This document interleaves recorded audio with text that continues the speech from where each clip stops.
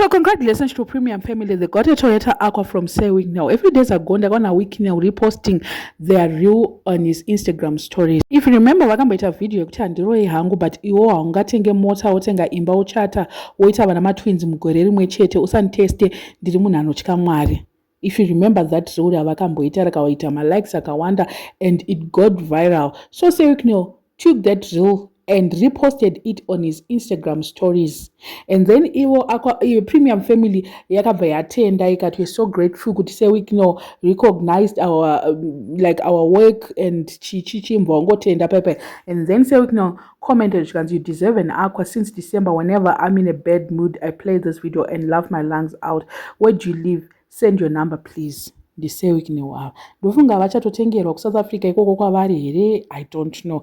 But anyway, Sewick about you deserve an Aqua. Let me just read what they posted. And my fellow Africans, help me thank God for using Sewick to bless my family and I with a luxury Toyota Aqua. My apologies for responding late. Say I've been offline lately attending to my pregnant wife admitted in hospital. After all the stress, I came across this surprising big orphan Dino, a boy from Mashungo Mcheke, capturing the attention of such a great man, Africa's youngest philanthropist. We are honored and we appreciate the recognition and gift. God bless you, say. Help me text Sewick now. I saw the comment 2 days later. It's been hectic lately. And ndofunga my premium wakuda kutozvara cause nezuro takangoona mukomana achingoti muromo wakura hwiri pasi ndabakudzi wakaonekwa nembonje pahuma tikatoshaya kuti ko chii chiri kuitika nemukomana.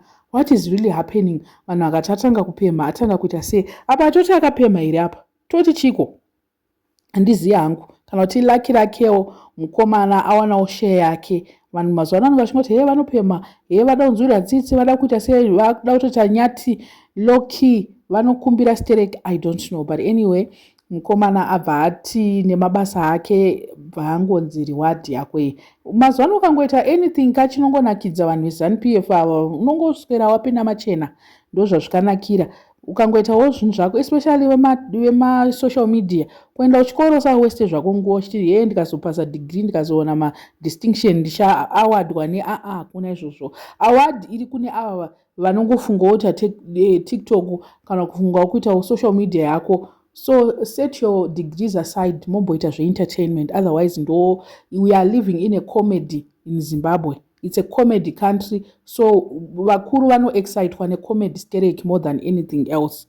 Ndo vanhu kwavakutotambira ikoko, you never know. Zvekuti Sewick azvibatsire, go and do comedy kuti ukwanise kuita sei kuita. I'm so happy for them though. I'm very happy. I'm so excited. They are a lovely young couple. To be honest, they are very lovely. Vanhu vaiti ada attention apedza kudai akuenda kuTikTok kunobhega akuita sei. Ndo zvazvingori life yemazona yakutongoda kutoti ungoita streetwise. Ukaita streetwise unoita mari. Ndo full stop. Kuda kushandisa kuchikoro stereki hazvide kushandisa pfungwa stereki zvimwe zvacho. Zvoda kuti ungoita kunge uri dofo usina chaunoziya watopinda iwewe. I don't know what you guys think, but anyway, this is a kind gesture from Sewick now. Once you deserve an Aqua.